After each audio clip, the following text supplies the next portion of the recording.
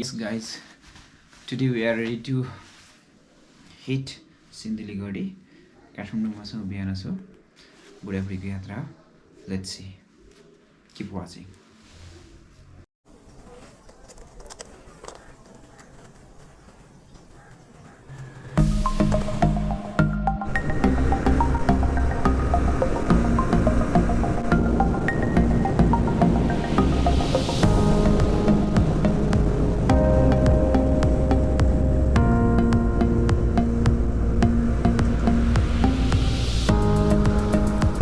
यता पो बोला यार, मेरो ओभर स्पिड थियो क्या,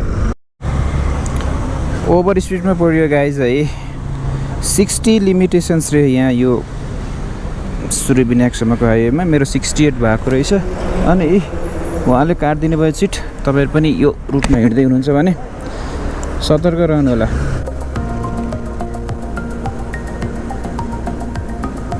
धान काट्ने, धान थन्काउने फाँटहरुमा देख्न सकिन्छ.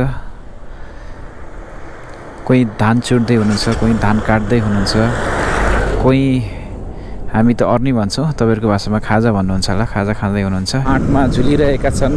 कहीँ कतै किसान दाजुभाइहरूले धान काट्दै हुनुहुन्छ, कोही कतै किसान दाजुभाइहरूले धान चुड्दै हुनुहुन्छ भने कतै कतै जोतेर पनि अर्को बाली लगाइएको छ. विशेष त यो कार्तिक मक्सिरको महिना नेपालमा मध्य पहाडी इलाकामा धान पाक्ने गर्दछ र धान स्याहार्ने समय हो. बीपी हाइवेको मोस्ट एट्र्याक्टिभ पोइन्टहरू देख्न सक्नुहुन्छ तपाईहरूले. तल सुनकोशी बगिरहेकी छन् नदी भने माथि यी धेरै फराकिलो त छैन, साँघुरो चिल्लो सडक, सडक घुमेका घुम्तीहरू देख्न सकिन्छ हामीहरूले. यसरी ओभरटेक गर्न चाहिँ भएन है यति सानो बाटोमा. मैले त्यो ट्याक्सीलाई इङ्गित गरेर भनेको. अनि यो बाटोको प्रमुख विशेषता भनेको नेपालकै सबैभन्दा सुन्दर भन्ने गरिन्छ अहिलेसम्म. तर भविष्यमा अरू राजमार्गहरू पनि आउलान्, एउटा कुरा. अनि अर्को भनेको चाहिँ सबै कुरा चाहिँ यस्तो साइन्टिफिक सिग्नल्सहरू दिइएको छ क्या यहाँ. जस्तो कति मिटर अगाडि के हुँदैछ, टर्निङ कस्तो छ, पार्किङ गर्नु पऱ्यो भने के गर्ने, सबै जस्तो यो वैज्ञानिक सिग्नलहरू, ट्राफिक सिग्नलहरू जति पनि छन् नि ती कुराहरू चाहिँ जस्तो मेरो अनुभवमा भनेको है मैले. जस्तो त्यो तपाईँलाई राम्रो लाग्न पनि सक्छ, नराम्रो लाग्न पनि सक्छ मैले भनेको.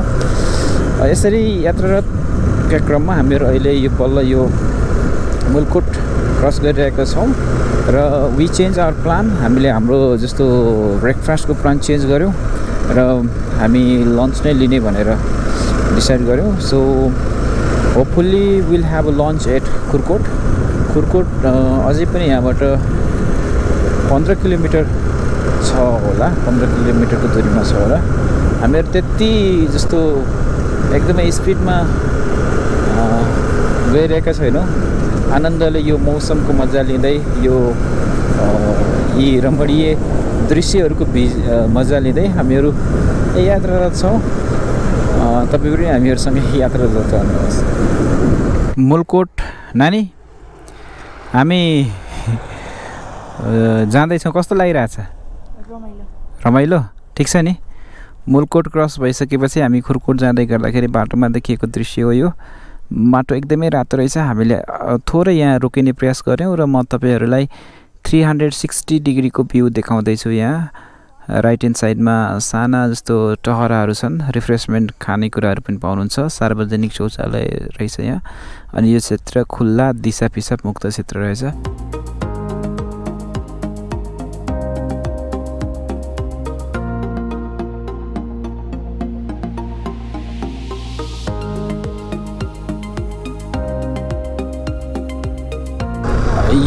यो पुल क्रस गरेदेखि हामी देब्रे लिने हो भने हामी ओखलढुङ्गा हलेसीतिर जान्छ भने, राइट लिने हो भने हामी सिन्धुली गढी बर्दिवासतिर जान्छौँ. So we are taking right. यहाँ घुर्मी लेखिरहेछ 60 किलोमिटर यताको, तर हामीले राइट टर्न लियो. So we are heading towards right from that flood way. to meet our destination Sinduli Gadhi. हामी बिपी हाइवे हुँदै यो पोइन्टसम्म आइपुग्यौँ। अब यहाँबाट हामीहरूले सिन्धुली गढी जानको निमित्त दायाँ लिनुपर्ने हुन्छ। तपाईँले देख्न सक्नुहुन्छ यो ठाउँ यहाँ सिन्धुली गढी प्रवेशद्वार भनेर लेखिएको छ। बाटो पनि पिच भएको रहेछ, तपाईँहरू देख्न सक्नुहुन्छ होला त्यहाँ। अब हामी त्यतातिर लाग्छौँ सिन्धुली गढी। सिधा गयो भने हाम्रो बर्दिवास पुग्छ होला। बर्दिवास आजको हाम्रो यो डेस्टिनेसन यही भएको हुनाले सिन्धुली गढी प्रवेशद्वार। हामी अब सिन्धुली गढी तर्फ प्रस्थान गऱ्यौँ। स्वागतम लेखिएको छ सिन्धुली युद्ध सङ्ग्रहालय।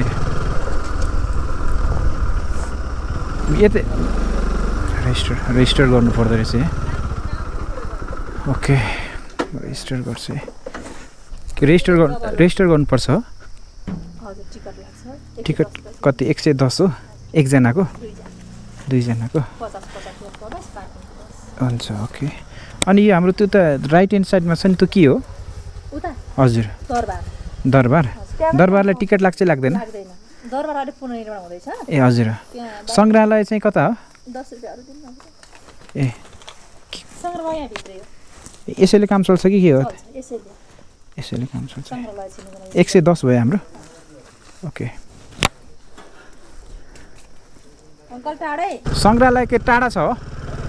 यही त होला नि होइन? ए हस् थ्याङ्क यू। ल सिन्धुली गढीको प्रवेश गरिसकेर हामीहरू आइपुग्यौँ।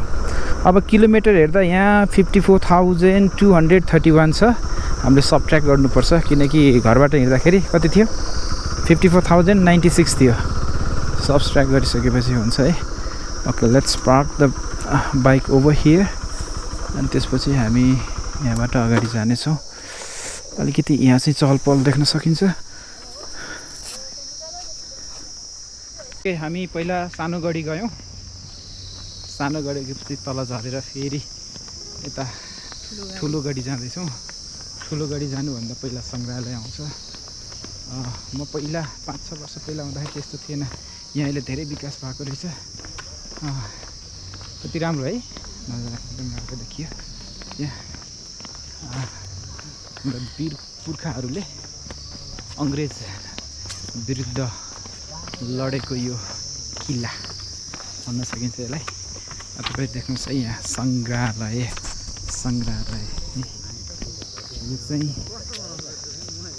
सङ्ग्रहालय है। जेल घर र अदालत देखाएको छ है। जेल घर र अदालत यो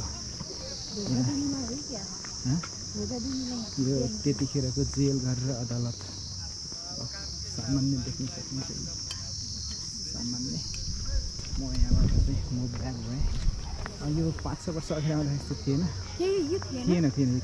कस्तो राम्रो बाटो थियो। मेरो फोटो हेरेर ल म त्यहाँको कहाँ चाहिँ खोज्नुपर्छ? यो काजी वंशराज पाण्डे भन्ने लेखिएको देखिएको छ। अब यहाँ यो ल्यान्डस्केपलाई अत्यन्त ब्युटिफाई गरिएको रहेछ। एकदमै राम्रो छ। यो चाहिँ यहाँ सिन्धुली गढी क्यान्टिनको पनि व्यवस्था रहेछ। त्यतिखेरको युद्ध कौशल तोप नै हो त्यतिखेरको। त्यसको तोप त हाम्रो गोर्खाली फौजहरूसँग थिएन होला। त्यो देख्न सकिन्छ। यहाँ चित्र छ। काजी वंशराज अब अन्तिम यो युद्ध सङ्ग्रहालय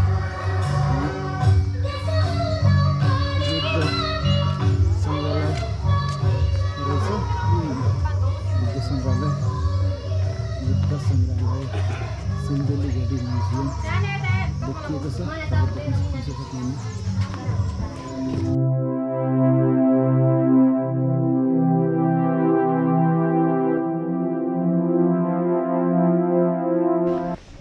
श्री 5 पृथ्वीनारायण शाहको दिव्य उपदेश भनेर यहाँ मजाले लेखिएको छ, तपाईँहरूले देख्न सक्नुहुन्छ। मेरा साना डुसले आर्ज्याको मुलुक होइन, सबै जातको फुलबारी हो, सबैलाई चेतना भया भनेर यहाँ यो लेखिएको छ।